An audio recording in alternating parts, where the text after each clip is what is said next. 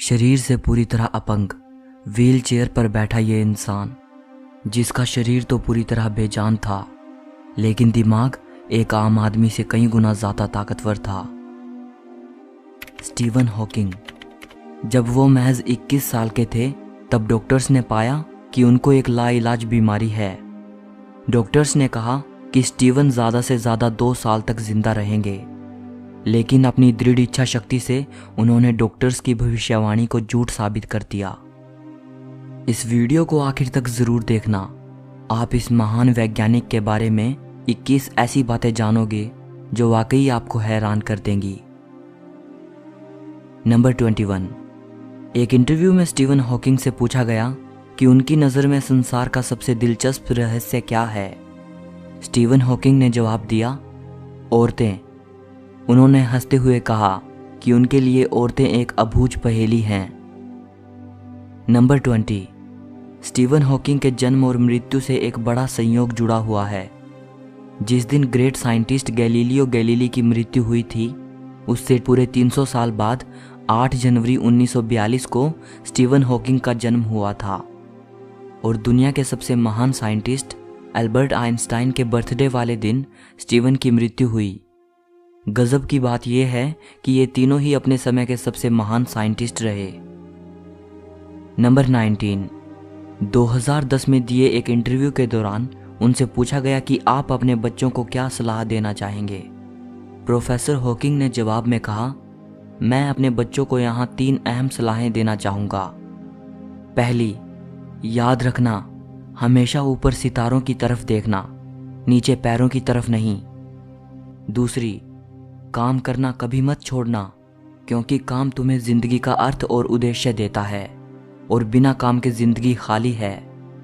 तीसरी, अगर किस्मत से कभी तुम्हें तुम्हारा प्यार मिल जाए तो उसे कभी मत छोड़ना।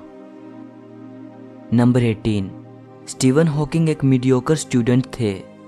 सन 2010 में उन्होंने कहा था कि वो 8 साल का होने तक पढ़ना भी नहीं सीख पाए थे और ग्रेड स्कूल से लेकर उनके ऑक्सफोर्ड जाने तक वो एक लेजी स्टूडेंट थे। I wasn't the best student at all.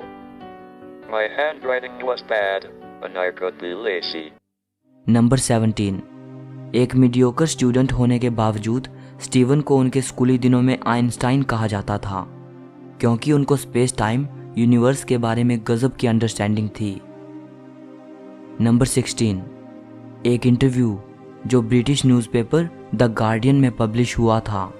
इस इंटरव्यू के दौरान स्टीवन हॉकिंग ने कहा था कि हमारा दिमाग एक कंप्यूटर है और ये कंप्यूटर तब काम करना बंद कर देता है जब इसके कंपोनेंट्स फेल हो जाते हैं। इसी को मृत्यु कहते हैं।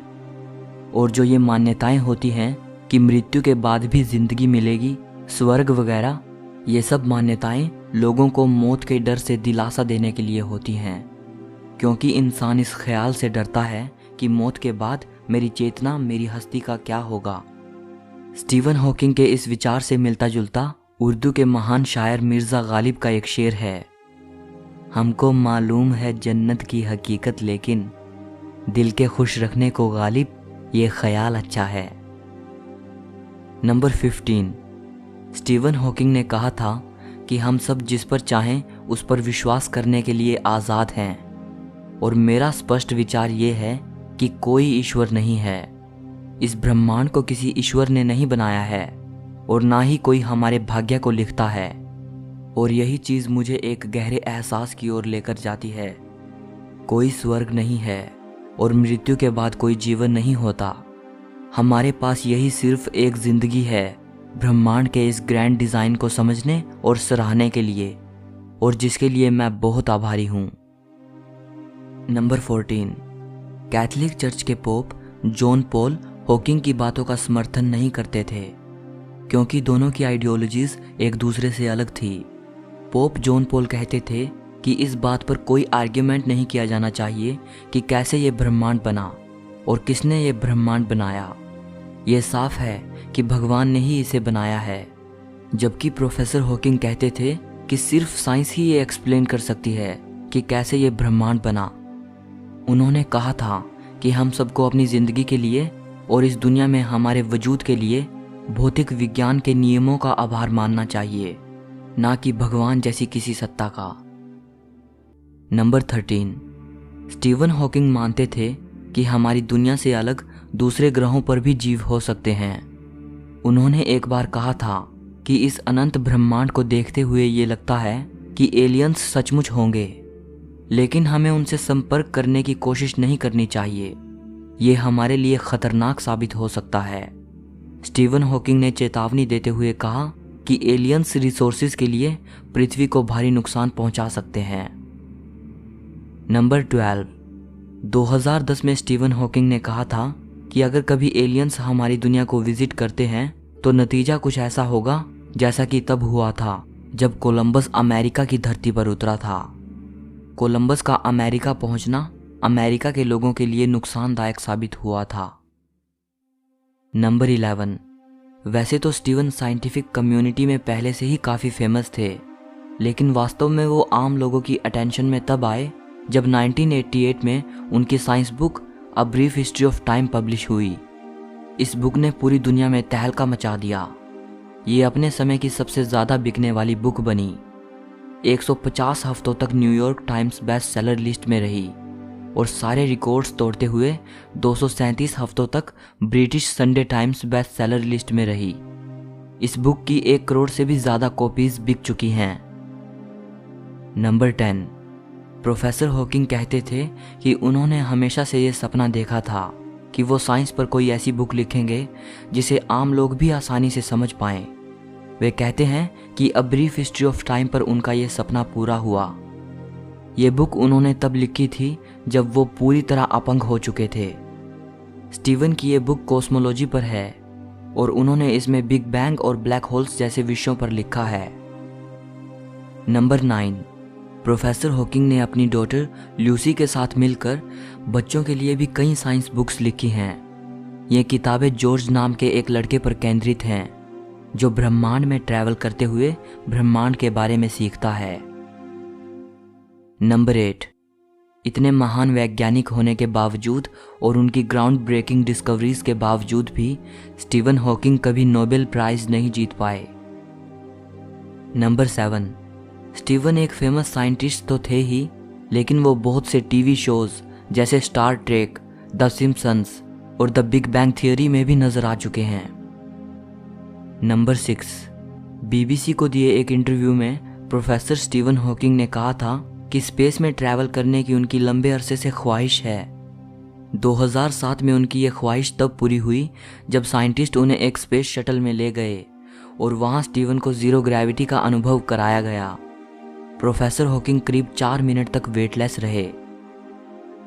नंबर 5, स्टीवन हॉकिंग ने दुनिया के अंत के बारे में बात करते हुए ये कहा था कि आर्टिफिशियल इंटेलिजेंस, न्यूक्लियर वार, महामारियां, क्लाइमेट चेंज और बढ़ती जनसंख्या, ये सभी वो कारण हैं जो दुनिया को अंत की ओर लेकर जाएंगे।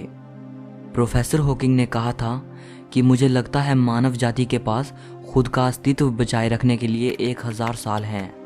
जब तक कि ये पृथ्वी मनुष्य के रहने के काबिल ना बचे, तब तक हमें पृथ्वी जैसा कोई और ग्रह खोजने की ज़रूरत है।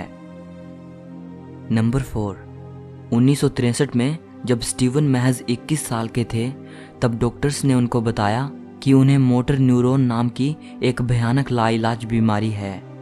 इस बीमारी में इंसान का उसकी मांसपेशियों से नियंत्रण छूटने लगता है और धीरे धीरे उसका सारा शरीर अपंग हो जाता है और उसकी मृत्यु हो जाती है। किसी इंसान में इस बीमारी के पता लगने के कुछ ही महीने या साल बाद इंसान की मृत्यु हो जाती है। जब डॉक्टर्स को पता चला कि स्टीवन को ये बीमारी है, तब डॉक्टर्स ने उनको बताया कि वो 2 साल से ज़्यादा नहीं जी पाएंगे। लेकिन स्टीवन ने अपनी इच्छा शक्ति के बदौलत डॉक्टर्स की भविष्यवाणी को झूठ साबित कर दिया। वो 50 साल से भी ज़्यादा जिए। बीमारी के पता चलने के बाद धीरे धीरे वो पूरी तरह अपंग हो गए थे, सिर्फ उनका दिमाग जिंदा था। नंबर 3, बीमारी की वजह से स्टीवन का शरीर पूरी तरह बेजान हो गया। वो ना लिख सकते थे और ना ही बोल सकते थे, लेकिन इसके बावजूद उन्होंने कई किताबें लिखी। ये किताबें उन्होंने अपने स्पीच सिंथेसाइजर की मदद से लिखी। ये उनका स्पीच जनरेटिंग डिवाइस था जिसकी मदद से वो अपने गाल की मांसपेशी की कंपन द्वारा शब्दों को टाइप करते थे। स्टीवन पूरी तरह अपंग होने के बावजूद भी इस डिवाइस की मदद से लोगों से बात कर पाते थे। नंबर 2, स्टीवन हॉकिंग ब्रिटिश थे, लेकिन उनके स्पीच सिंथेसाइजर में जो कंप्यूटराइज आवाज़ थी उसका एक्सेंट अमेरिकन था। स्टीवन के स्पीच जनरेटिंग डिवाइस में समय समय पर काफ़ी सुधार होते रहे, लेकिन उन्होंने उस अमेरिकन एक्सेंट वाली कंप्यूटराइज आवाज़ को कभी बदलने नहीं दिया। स्टीवन उसे अपनी आइडेंटिटी के साथ जोड़ते थे। उन्हें वो आवाज़ बेहद पसंद थी और लोगों के बीच भी वो आवाज़ इतनी फेमस हो चुकी थी कि कोई भी उसे थोड़ा सा सुनकर ये आसानी से बता सकता था कि ये प्रोफेसर स्टीवन हॉकिंग बोल रहे हैं। Hello. My name is Stephen Hawking, physicist, cosmologist, and something of a dreamer. Number 1, जब कोई व्यक्ति स्टीवन हॉकिंग से मिलने जाता था तो वो सोचता था कि वो एक ऐसे व्यक्ति से मिलने जा रहा है जिसे सिर्फ दिमाग कहा जा सकता है, शरीर नहीं। लेकिन जब व्यक्ति उनके सामने खड़े होकर उनसे बात करता तब उसे पता चलता था कि वो एक ऐसे अद्भुत इंसान से मिल रहा है जिसे किसी की सहानुभूति, सहायता और दया की ज़रूरत नहीं है, बल्कि व्हील चेयर पर बैठे होने के बावजूद वो सब काम कर सकता है, यहाँ तक कि वो दूसरे के कामों में भी मदद करने को सक्षम है। पूरी तरह से विकलांग होने के बावजूद इस महान वैज्ञानिक ने साबित करके दिखाया कि अगर इंसान का खुद पर पूरा विश्वास हो तो वो कुछ भी कर सकता है। उन्होंने एक बार कहा था, पिछले 49 सालों से मैं मरने का अनुमान लगा रहा हूँ। मैं मौत से नहीं डरता, लेकिन मुझे मरने की भी कोई जल्दी नहीं है, क्योंकि मरने से पहले मुझे अपनी ज़िंदगी में बहुत सारे काम करने हैं। सो इस वीडियो के लिए इतना ही। अगर आपको वीडियो अच्छी लगी हो तो लाइक और शेयर ज़रूर कर देना। कमेंट करके बताइएगा कि इस महान वैज्ञानिक के बारे में आपकी क्या राय है। हिस्ट्री और फिलोसफी से जुड़ी ऐसे ही अमेजिंग वीडियोस को देखने के लिए चैनल को सब्सक्राइब करके घंटी को दबा देना। सो मिलते हैं अगली वीडियो में।